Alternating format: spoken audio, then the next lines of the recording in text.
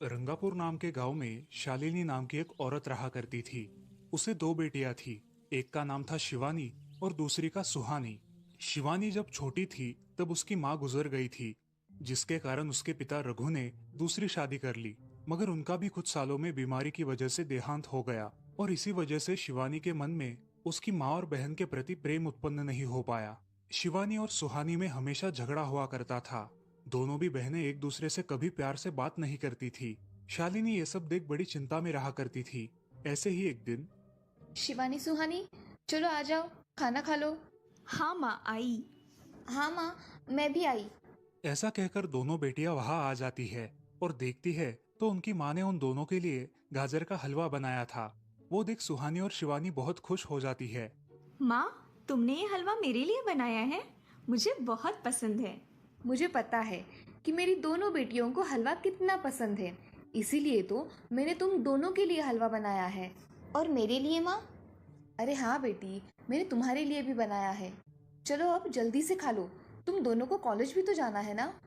जी माँ, मैं ये कटोरी ले लूँ? मुझे जल्दी पहुँचना है कॉलेज में। हाँ ले लो। और सुहानी, तुम ये वाली कटोरी ले लो। जी माँ। दोनों भी हलवा खाती है और एक दूसरे की ओर बहुत गुस्से से देखकर वहां से चली जाती है। वो दोनों भी कॉलेज में एक साथ पढ़ा करती थी। फर्क सिर्फ इतना था कि शिवानी थर्ड ईयर में थी और सुहानी फर्स्ट ईयर में। उन दोनों में 2 साल का अंतर था। फिर भी दोनों में हमेशा नोकझोंक हुआ करती थी, जैसे कि वो दोनों एक दूसरे की दुश्मन हो। ऐसे ही एक दिन दीदी, मेरे कॉलेज की ट्रिप जाने वाली है। तुम्हारी भी ट्रिप जाने वाली है क्या? हाँ, मेरी भी जाने वाली है, मगर मेरा जाने का मन नहीं है। क्यों दीदी? क्योंकि वहाँ पे तुम हो। मुझे भी कोई शौक नहीं है तुम्हारे साथ आने का। मैंने ऐसे ही पूछ लिया। मैं जा रही हूँ। शिवानी और सुहानी एक दूसरे की ओर मुंह फेरकर वहां से चली जाती है। अगले दिन दोनों भी कॉलेज में जाती है। तब उनके टीचर उनसे पूछते हैं, शिवानी, तुम कॉलेज की ट्रिप में आने वाली हो? जी सर, मैं आने वाली हूँ। ठीक है, मैं तुम्हारा नाम लिखवा देता हूँ। जी सर। ऐसा बोलकर टीचर ट्रिप के लिए जाने वाले विद्यार्थियों की लिस्ट बना लेते हैं। घर आकर शिवानी और सुहानी ये बातें अपनी माँ को बताती है। सुहानी, शिवानी, तुम दोनों ट्रिप के लिए जा रही हो, मगर वहां जाके झगड़ा मत करना, नहीं तो ट्रिप पे जाने की कोई जरूरत नहीं है। नहीं माँ, हम झगड़ा नहीं करेंगे। हाँ माँ, हम झगड़ा नहीं करेंगे। तो फिर ठीक है, तुम दोनों जाओ।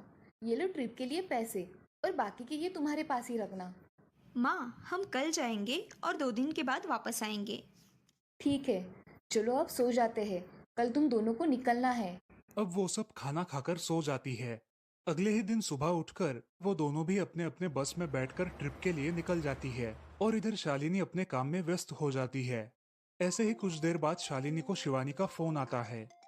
माँ, हम दोनों यहाँ ट्रिप की जगह पहुँच गए हैं।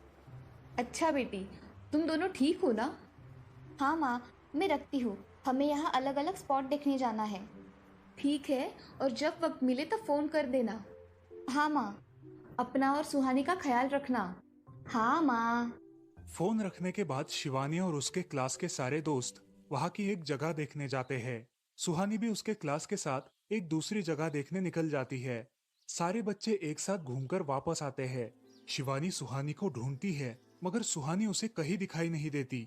इसीलिए शिवानी को बड़ी चिंता होने लगती है। अरे, ये सुहानी कहाँ रह गई? इसका तो कुछ भी पता नहीं, कहाँ ढूंढूं इसे? तभी शिवानी को सुहानी दिखाई देती है और उसके जान में जान आ जाती है। सुहानी, चिंता लग गई थी तुम्हारी? अरे, मैं यहाँ ही थी मेरी सहेलियों के साथ। मुझे कुछ नहीं हुआ। ऐसा बोलकर सुहानी वहां से चली जाती है। दूसरे दिन सब लड़के लड़कियां जल्दी उठकर अपनी तैयारी कर लेते हैं और पहाड़ पर जाने के लिए निकलते हैं। वो सब आज थोड़ा घूमकर शाम तक निकलने वाले थे। सब विद्यार्थी एक हिल स्टेशन देखने चले जाते हैं। शाम होने तक उस पहाड़ी का मजा उठाते हैं, लेकिन सुहानी बिना किसी को बताए उस पहाड़ी के एक अनजान हिस्से में चली जाती है। वहां का मनमोहक दृश्य देखते देखते गलती से उसका पैर फिसल जाता है और वो वहां से नीचे गिर जाती है। शाम हो जाने के कारण सभी विद्यार्थी वहां से निकलने लगते हैं और यहाँ सुहानी एक पेड़ के सहारे उस पहाड़ी की चोटी पर लटकी रहती है। शिवानी सभी विद्यार्थियों में अपनी बहन को ढूंढती है, लेकिन वो उसे कहीं नहीं मिलती। सुहानी को ढूंढते ढूंढते शिवानी वापस उसी पहाड़ी के पास आती है और उसे आवाज लगाती है। सुहानी, सुहानी कहाँ हो तुम? दीदी मैं यहाँ हूँ, बचाओ मुझे, मैं यहाँ हूँ। सुहानी की आवाज की ओर जाते ही उसे पता चलता है कि सुहानी पहाड़ी पर लटकी है।